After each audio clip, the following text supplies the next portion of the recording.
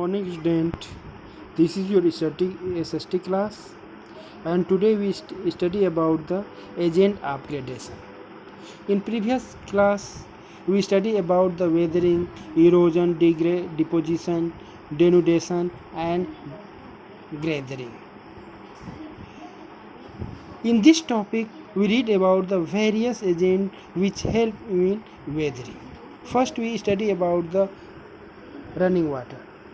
It is an important agent of gradation. A river, like any living form, has a life cycle. It takes birth in a mountain or a hill, become larger where it is made by a number of tributaries, flows over plains and finally end when it reaches the sea. बच्चों, जैसा कि हम जानते हैं कि जैसे इंसान का एक लाइफ साइकिल होता है, पहले वो बचपन में रहता है, फिर वो जवान होता है, फिर बूढ़ा होता है। ठीक इसी प्रकार नदियों का भी एक लाइफ साइकिल होता है। पहले वो पहाड़ी क्षेत्र से निकलती हैं, फिर वे प्लेन एरिया में आती हैं। प्लेन एरिया में आने के समय वे कई ट्रिब्यूटरीज अपनी सहायक नदियों से मिलती हैं और मिलने के बाद वे बड़ी नदी में परिवर्तित हो जाती हैं। फिर चलते चलते जब वो समुद्र के किनारे पहुंचती हैं तो अपने साथ बहुत सारी चीज़ें बहा के ले जाती हैं और वहाँ पे जा कर के समुद्र में उसका अस्तित्व समाप्त हो जाता है, समुद्र में मिल जाती है। In its early stage the river is young. It flows over steep mountain where its rate of erosion maximum.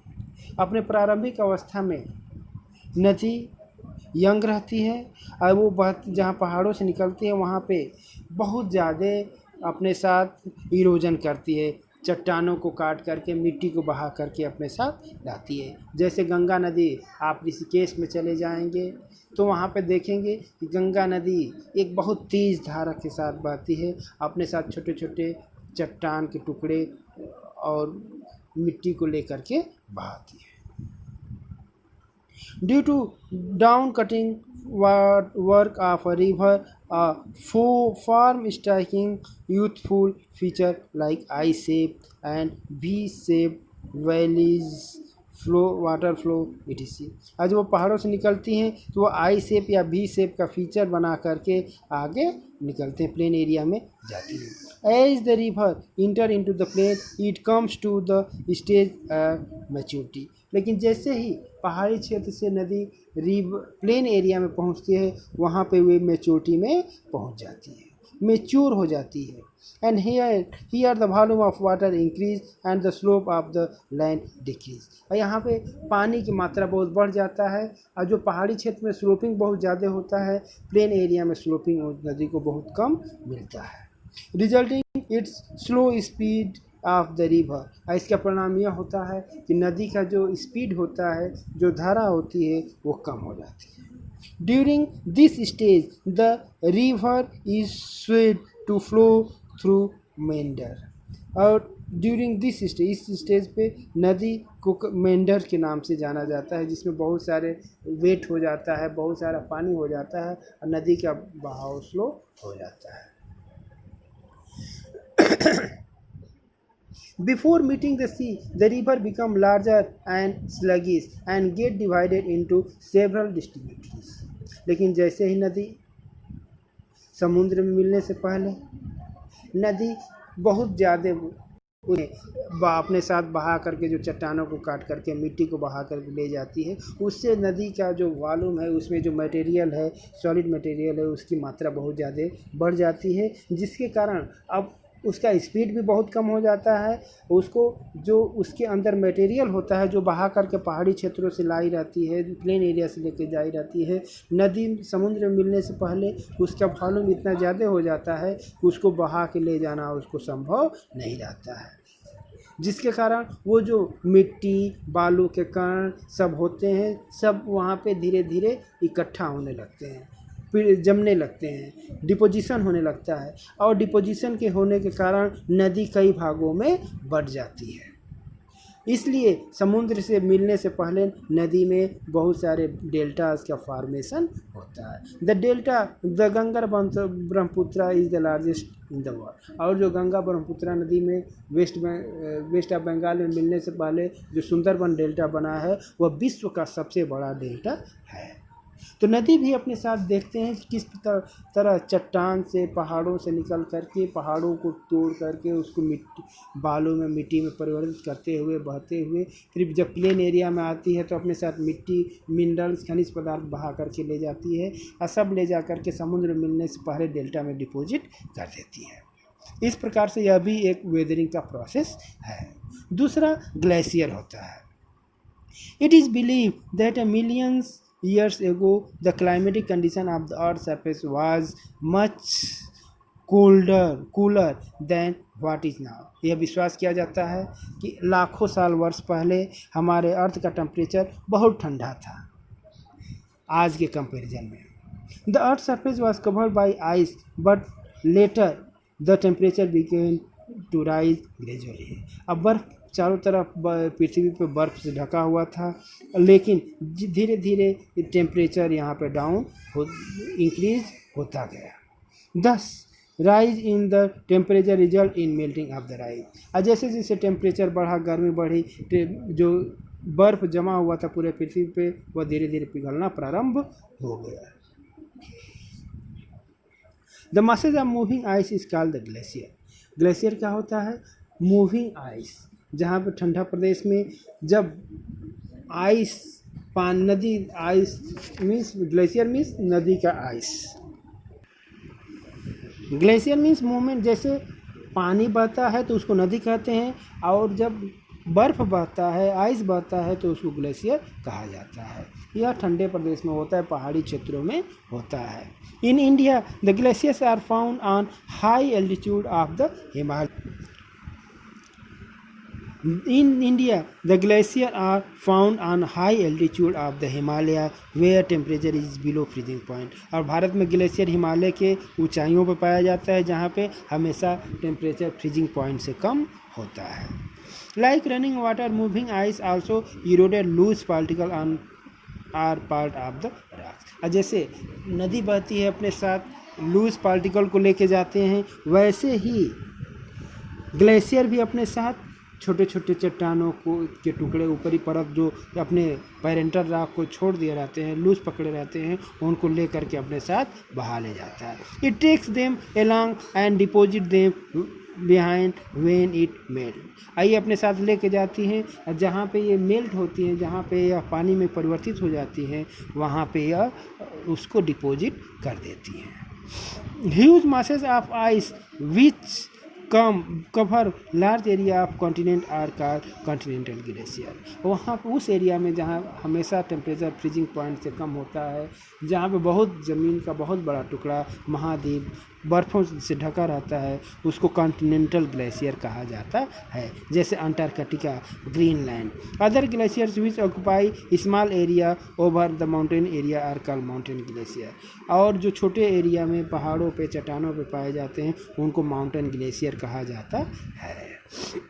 जैसे कि सियाचिन ग्लेशियर गंगोत्री ग्लेशियर और हिमालय के ये ग्लेशियर हैं। The snow line is a line on the high mountain above which the snow never melt। Snow line वो पहाड़ पे वो एक रेखा होती है जिसके ऊपर पहाड़ कभी पिघलता नहीं है। विंड। अब देखें वेदरिंग के रनिंग वाटर एक एजेंट हो गया, दूसरा ग्लेशियर हो गया, तीसरा विंड। हम देखते हैं कि जब हवा बहती है गर्मी के दिनों में तो अपने साथ धूल छोटे छोटे पेड़ के जो पत्ते सूखे होते हैं उनको बहा करके लेके जाती है। तो विंड भी एक प्रकार का वेदरिंग का इम्पोर्टेंट एजेंट है। In the region where there is little rainfall and meager vegetation, the land is exposed to strong winds। The loose rock particles are easily blown away by the strong wind। जब तेज़ हवाएं बहती हैं तो जब जो पहाड़ से लगे हुए ऊपर की उसके ऊपरी परत जो कमज़ोर रूप से पकड़े होते हैं वे क्या करते हैं वे आसानी से उससे गिरा देते हैं। Thus the wind is always also an agent of gradation। इस तरह से wind भी एक बहुत ही important agent है। The action of the wind is most common in the desert region। और जो सबसे अच्छा कॉमन एजेंट होता है वह विंड होता है डिजर्ट एरिया में। जो देखते हैं डिजर्ट एरिया में सैंड डून बनता है। सैंड डून क्या होता है, पहाड़ देखते हैं कि अभी एक जगह गड्ढा, बहुत बड़ा गड्ढा है, और जब रात को देखेंगे आंधी आया और वहाँ पे बढ़ करके एक बालू का ऊपर टीला बन गया और दूसरी जगह बालू का गड्ढा बन गया, इसको सैंड डून कहा जाता है।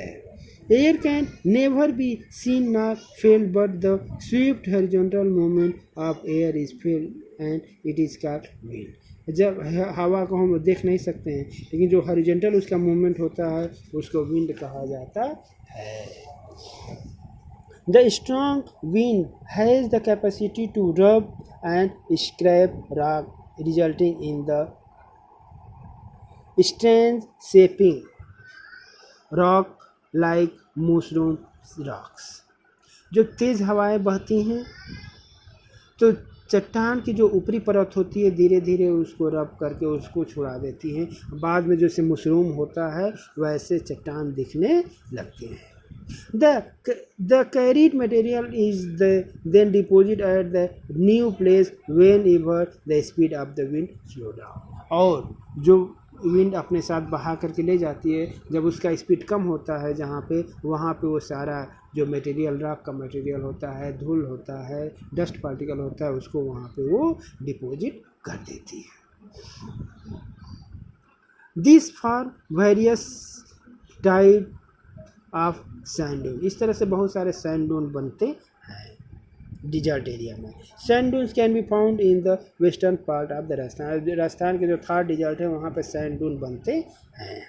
अब सैंड डून के बाद सी वेव्स भी अपने साथ एक बहुत अच्छा वेदरिंग एजेंट का कार्य करते हैं। Along the sea wave, so these waves are the most powerful agent of gradation. ये जो एजेंट सी वेव्स हैं एजेंट हैं, पावरफुल ग्रेडेशन के एजेंट हैं। The continuous striking of sea waves breaks the rock, such continuous erosion form steep sides cliffs facing the sea. और जो continuous movement होता है वेव्स का समुद्र में, उससे जो समुद्र के किनारे जो राख होते हैं वो उनके साथ बहा करके चले जाते हैं। Such continuous erosion for steep sides cliffs facing the sea. समुद्र के किनारे ऐसे क्लिप्स का निर्माण होता है। The eroded material may then be deposited along the coastal for beaches। ये कोस्टल के बीचेज में भी बनते हैं। Humans being also play a crucial role in changing the face of the land। सिर्फ नेचुरल एजेंट ही नहीं, मनुष्य भी एक बहुत बड़ा एजेंट है लैंड के फॉर्म को चेंज करने में। अभी आप देखेंगे स्कूल के बगल में जो नॉर्मल ज़मीन दिखाई देता था उसके ऊपर मिट्टी का बहुत बड़ा टीला बन गया है, लगता है कि वो पहाड़ है।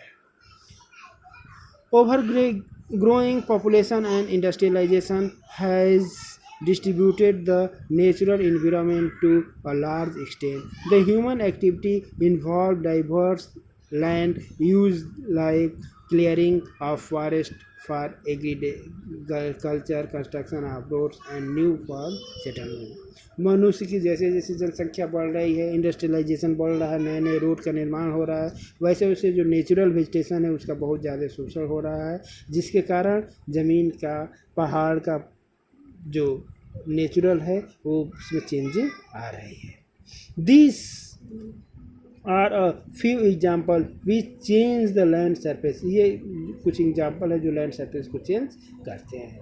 Human being meeting takes care of all the resources for maintaining ecological balance. Human being को ये ज़रूरी है कि वो जो भी नेचुरल बैलेंस है, इकोलॉजिकल बैलेंस बना करके रखने का भरपूर तैयारी करे, भरपूर कोशिश करे। This can be achieve by sustainable development. ये तभी संभव है जब तेज़ स्पीड में डेवलपमेंट ना करके एक आराम से धीरे धीरे डेवलपमेंट की प्रक्रिया चलती रहे। ओके बेटा, thank you, have a nice day. Next topic soil को हम लोग कल पढ़ेंगे, और जो इसका टिक द करेक्ट ऑप्शन है उसको आपको होमवर्क में कीजिएगा, और जो बुक में पढ़ना और जो समझ में नहीं आएगा उसको ऑनलाइन क्लास में पूछना। Okay, thank you, have a nice day.